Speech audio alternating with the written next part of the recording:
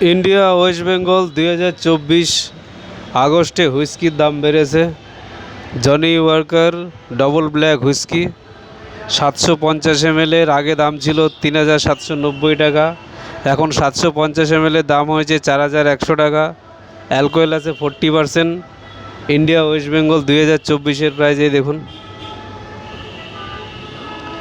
লেখাগুলো ছোটো ছোটো রয়েছে, বোঝা যাচ্ছে না। ডিসক্রিপশন বক্সে সব ভালো করে লেখা রয়েছে, দেখে নেবেন। এই দেখুন।